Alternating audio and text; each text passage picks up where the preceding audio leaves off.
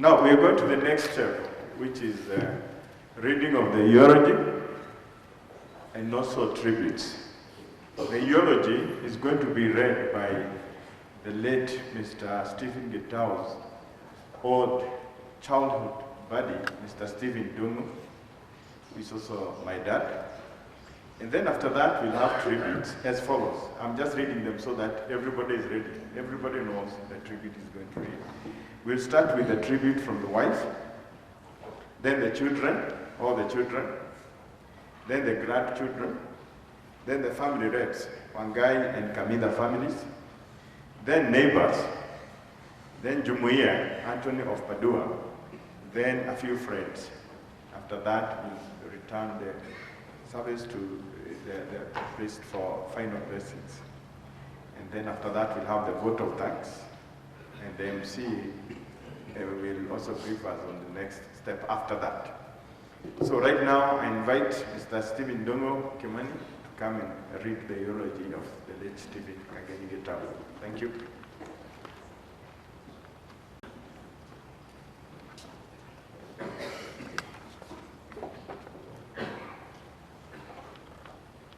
Mungu ni mwema na kila wakati.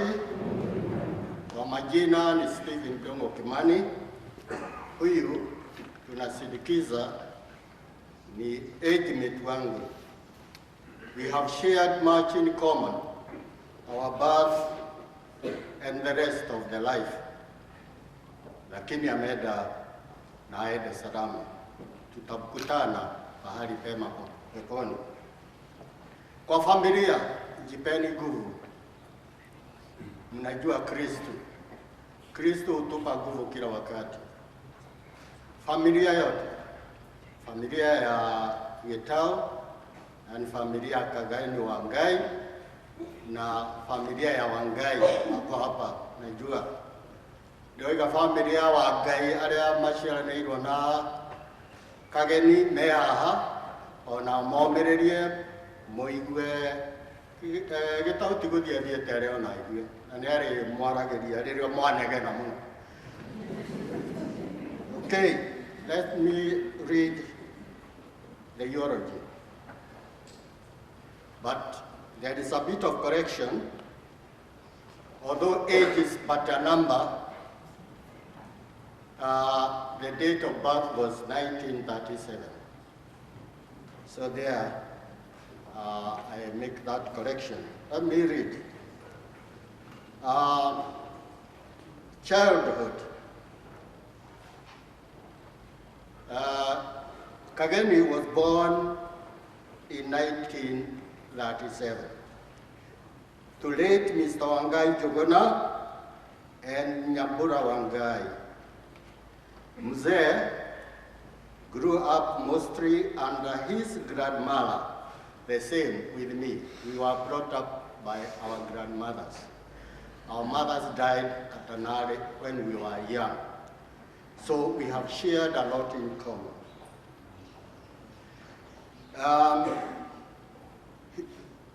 He grew up mostly under his grandmother's care after his mom died when he was only 7 years old, leaving him under his grandmother's care as his father was mostly away seeking goods from Ukambani for sale, and he spent most of his early childhood taking care of the livestock until his uncle Delvino Curia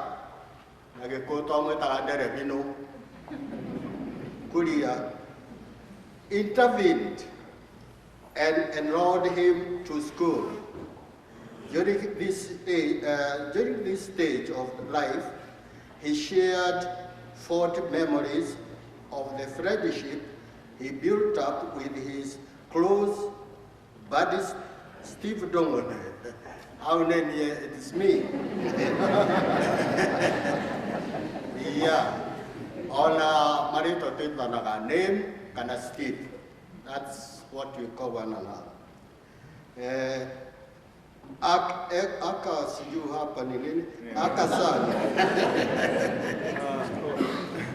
What it means is his nickname is son of a woman. His nickname. My nickname is son of a woman. Toto Najua. Whose family also provided love and care to a young Stephen Kageni. Most of the times we used to be together. We shared the common food, boashe, marigo, mianga, doma, and everything we shared together at my grandmother's home. Early schooling, they finally started school at the age of 10 years in 1950, in Rwegeda Primary School, established by the then Gatanga Christian Mission. This school was disbanded only a year later, and he joined Kagiri Primary, Kirwara. It was disbanded during emergency. Schools under missionaries or Kikuyus left missionary schools and went to build their own schools, the Karenga schools, that time. So Kagiri was one which replaced Rwegeda Catholic Primary School.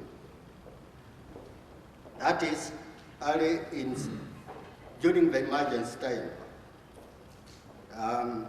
He joined Kagiri Primary to continue his education, and thereafter at Choma Primary, under the constant guidance of his uncle Delvino Kanakuria, who was very keen to see him excel and continue with his education.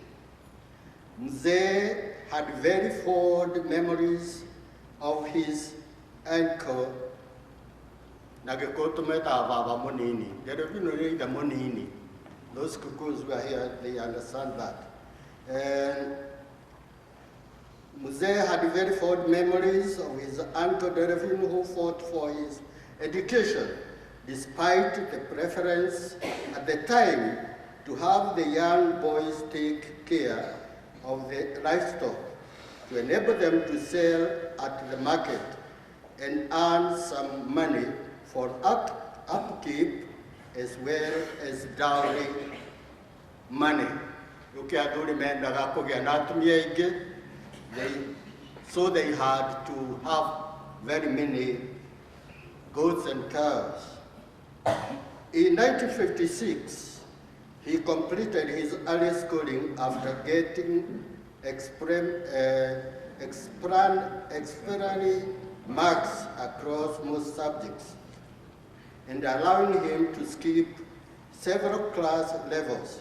So he was a bright boy. This was a difficult time as it was during the struggle for emergency. Struggle for independence to a time of emergency. School-going children required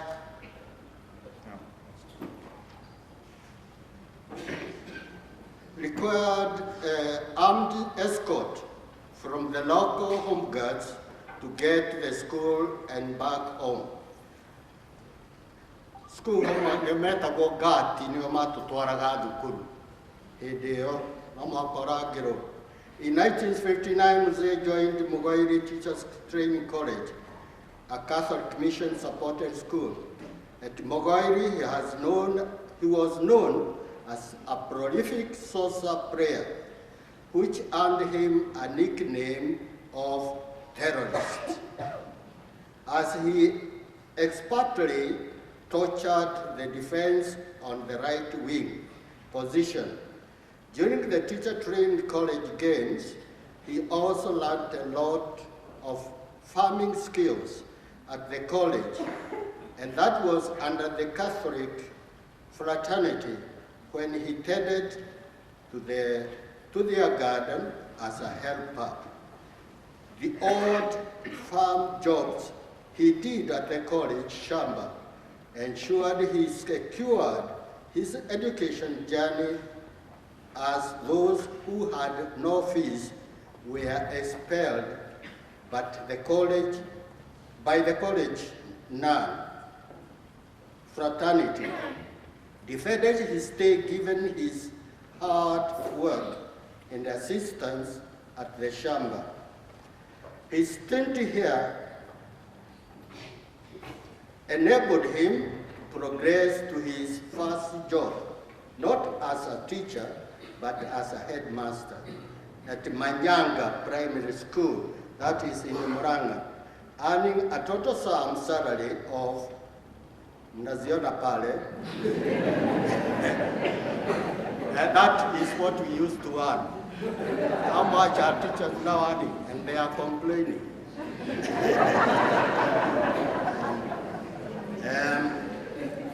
And with a bit of savings allowed him to buy his first bicycle, which would be his daily transport mode over the weekends when he traveled back home to Ruegeda from Makuyu. That's a distance from Ruegeda to Makuyu is another division altogether, or location.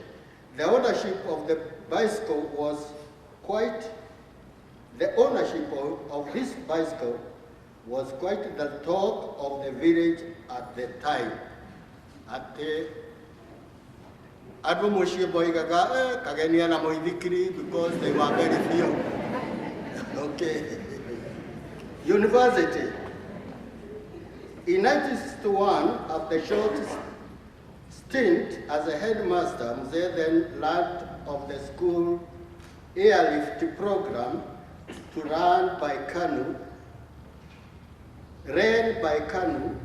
and through a close friend, Mr. J.J. Marema, started applying and seeking the opportunity, which, with the support of the first local teacher union General Secretary, Mr. Stephen Kearney.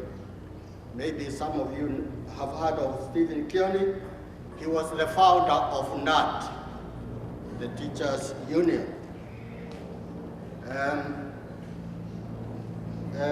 The local teacher union General Secretary, Mr. Stephen Kearney, on that April 1962, with a suitcase and only 30 pounds. How much is that by then? That was 600 shillings, because by then a pound was 20 shillings. That time we used to use, pound was 20 shillings here, equal to the pound in England, because we were under Mzungu, at Queen Elizabeth then. So 30 pounds is equal to 600 shillings. That's the much money he had by then, but it was a good money by then. And that was, he traveled to the UK to start a 6-year education, and while based in North London, he always marveled at the experience on arrival to the London and the drive from the airport, where he was seated at the back seat of a car. You know, he had come from, Africa. In London, he marveled much about the but it's all right. And a white man, he was used with white men. Here was with Africans, there it is only white, because it was in UK. And a white man was driving him around London, something that was unheard of back in Kenya. By then, ni kumaanisha alikuwa anajisikia kama yeye ni nani? Ni gavana. Akibebwa na mzungu kwa gari. Okay, it's good. Because hapa mzungu akikukuta ni kukuchapa kofi pakati. Tulikuwa tunachapa. While in London, he joined while in London, joined by his good friend, Mr. Malema, he remembered attending several events where the late President Jomo Kenyatta and the late President Mwalimu Nyerere of Tanzania would be address rallies to agitate for the Pan-African Union. This encouraged him to study hard and return home to contribute to his country's development and prosperity. In 1967, he returned back to Kenya, ready armed to join the working world in what was an emerging independence economy, working life. Mzee had several internship roles at the Coca-Cola Company and East African Industries, currently known as Unilever, and thereafter was selected to join an UNDP-funded program on developing local export business. The role was based in Geneva, and he traveled Europe learning and representing the Commerce Ministry. While at the program, which was a joint venture between UNDP and the Ministry of Commerce, he had the privilege to be part of setting up the Kenya Institute of Business Training, KIBT, which was an incubation center training new and upcoming Kenya businessmen. Thereafter, Mzee was approached to leave the funded program and fully support local businessmen training at the KIBT on Ojijo Road, Parklands. I don't know where that is. In this role, he led the government effort to build local businessmen in the then government Africanization program. Mzee worked with the Minister of Commerce till his retirement in 1988. Our marriage. Let's go to the life. That's where we separated in our life. Because everyone went to his life. You know, that's a new life, and you have to live independently. Okay. Marriage and love life. Mr. Getao, or again Wangai, met the love of his life, Virginia Wajiro, who was attending a Minister of Local Conference, who was attending Minister of Labor Conference in Kenya Institute of Business Training, KIBT. The courtship took 6 months. Mine took